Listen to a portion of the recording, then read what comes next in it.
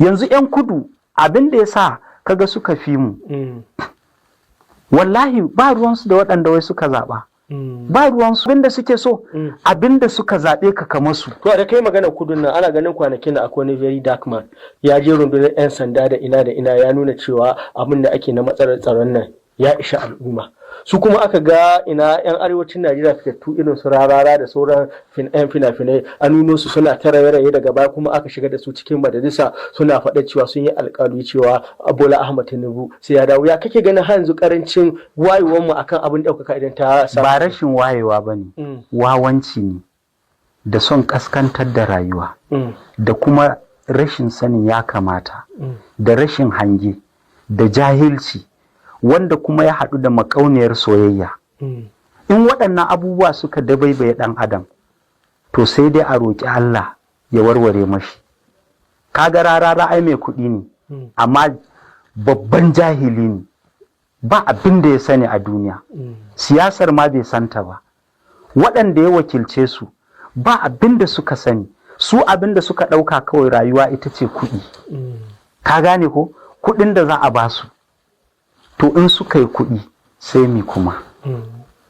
Ai yanzu ma suna da kuɗi. To me ya tara masu?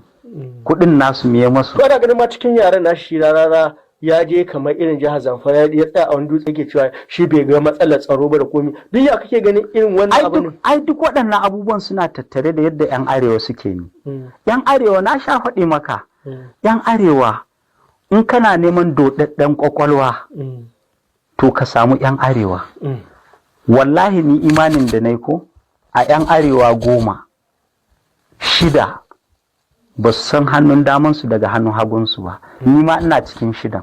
4 ne kawai suke wayayyu, 4 ne kawai suke da hange, kuma har shugabannin har masu ilimin. Duk inda ka samu ɗan arewa yana da doɗaɗɗen ƙwaƙwalwa. In ba haka ba ya za a yi mutum ya je wa'azi a Kebbi ya koma Jos ya ce Allah ka ƙara ɗaukaka ma Ahmad Bola Tinubu ya kawo tsaro a Najeriya, ya ce ni da na je birnin Kebbi wa'azi na dawo Jos wallahi ni abinda na gani kowa na zama lafiya lau kuma akwai tsaro a Najeriya. Sai wani ya ce akramakallahu ko dai jirgi ka hau, ya ce a'a ƙasa na bi. Ya ce tun daga birnin Kebbi har Jos ban ga wani abu wanda ya kama da rashin tsaro ba.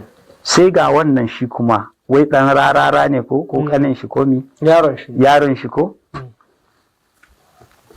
Ya tashi ko daga wani gari yake ya je wai har Tsafe. Ya ma nuna mana cewar waɗanda 'yan Tsafe ne ko 'yan Doto za su iya gano inda yake, cewar lallai a tsaunin Tsafe yake, inda ake cewa nan ne gungun 'yan ta'adda. Ya hau wani tsaunin ya sauka, ya hau wani, ya nuna cewar ana zaman lafiya a jihar Zamfara. To wannan in ba tsinanne ba, in ba wawa ba, don Allah ko yadda ake garkuwa da mutane lokacin ma Rabi Abubakar na hannun 'yan ta'adda, ko don wannan don Allah ka ce wai ana zaman lafiya a Zamfara. Last week abokina zai je Gusau, sai da suka wuce Funtuwa, ga su za su kai 'yan Doto, bayan sun wuce wannan sun wuce Faskari, kamin su kai 'yan Kara. Sai gashi aka ce musu ba yadda za a yi su tafi, ba yadda za a yi su wuce, sai dai ko su tsaya a 'yan Kara ko su koma Funtuwa. Karfe 6 yayi kenan lokacin ba kusan karfe 6, daga 6 zuwa 6 ne ba. Wai to amma ka duba wai wannan mutumin wai shine zai je yana cewa wai ana zaman lafiya ba 'yan ta'adda ba rashin tsaro.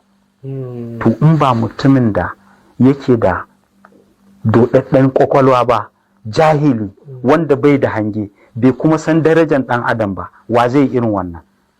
'Yan kudu su wai sun zo fa su yaƙi ne don mu.